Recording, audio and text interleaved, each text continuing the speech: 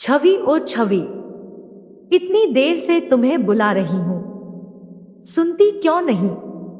छवि के कमरे में प्रवेश करते हुए ननद निधि ने कहा। दीदी वो मैं वॉशरूम में थी, कुछ काम था आपको, हाथ पोंछते हुए छवि ने कहा। हाँ, वो मम्मी कह रही है कि छोले भटूरे भी बना दो, सादे दाल चावल हमारे गले नहीं उतरेंगे। छवि के जवाब की प्रतीक्षा किए बिना ही निधि कमरे से चली गई और छवि सोचने लगी, अब ये क्या नया बखेड़ा आ गया।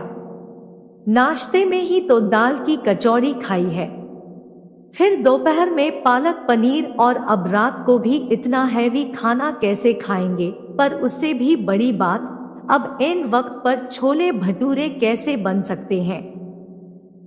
छोलों को तो भिगोना पड़ेगा और शाम के 6 बज चुके हैं। मम्मी जी आपने छोले भटूरे बनाने को कहा है, लेकिन इस समय तो क्या मैं झूठ बोल रही हूँ छवि, मतलब हद है। मैंने कमरे में आकर तुम्हें कहा, लेकिन फिर भी तुम्हें मेरी बात पर भरोसा नहीं है, जो तुम मम्मी से कन्फर्म करने आ गई। जो बनाना है जाकर बनाओ, मेरा क्या जाता है, मैं कौन होती हूँ कुछ बोलने वाली। अचानक से निधि चीखने लगी।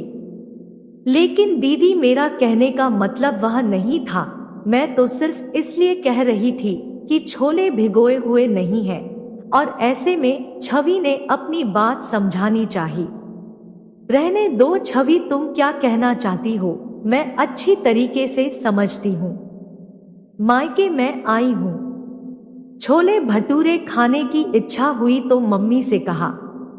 मम्मी ने तो तुरंत हाँ कर दिया, लेकिन तुम्हारे तो नखरे ही बहुत हैं, न जाने कैसे झेल रहे हैं तुम्हें सब। इतना कहकर निधि आंसू बहाते हुए दूसरे कमरे में चली गई और दूसरी तरफ सास सरिता जी भी छवि की तरफ गुस्से से देखते हुए निधि के पास चली गई। छवि समझ चुकी थी कि आज फिर घर में हंगामा होने वाला है और जिसमें सारे इल्जाम छवि के सर आने वाले हैं। बहुत सी बातें सुनाई जाएंगी और आखिर में उसे गलत साबित करके माफी मांगने पर मजबूर किया जाएगा।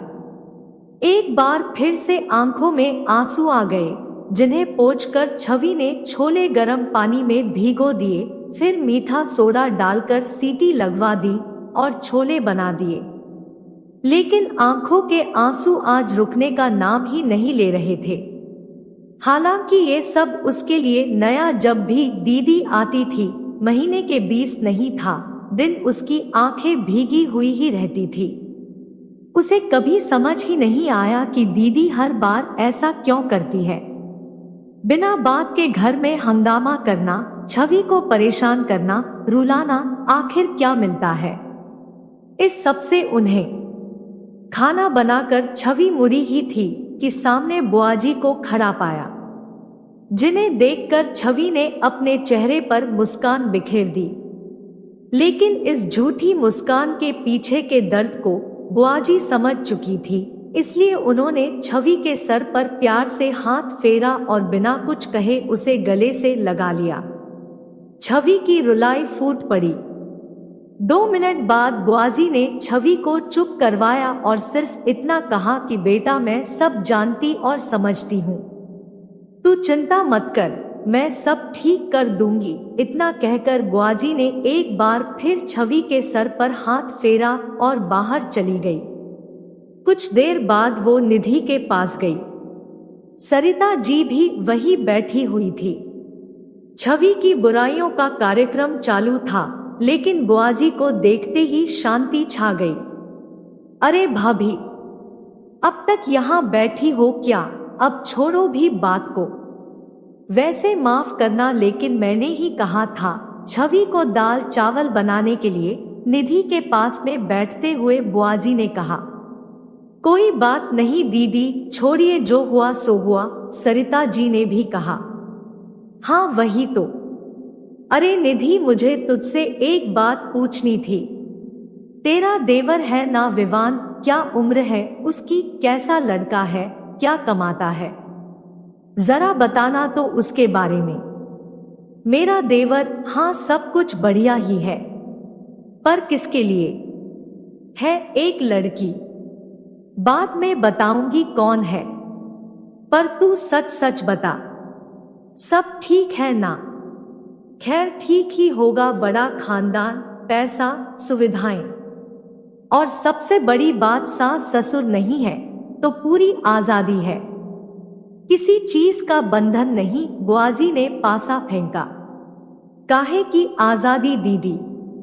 सास ससुर नहीं है तो क्या हुआ? ननद जो सर पर बैठी है, पड़ोस में ही रहती है, जब चाहे घर आ जाती है, और बड़ी होने के नाते पूरा कंट्रोल रखना चाहती है निधि पर, अब तक चुपचाप बैठी हुई सरिता जी ने कहा।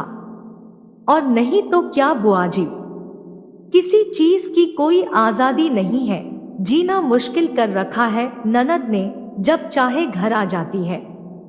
यह मत करो, वह मत करो, यह क्यों बनाया, वो क्यों बनाया, माँ ऐसा नहीं करती थी, माँ वैसा नहीं करती थी, इतने महंगे सामान क्यों लिए, उनकी इजाजत के बिना तो घर में कोई बढ़िया सब्जी भी ना बने, और तो और अगर इनकी कोई बात ना मानो तो घर में हंगामा खड़ा कर देती है, हम पति पत्नी के बीच लड़ाई करवा देती है।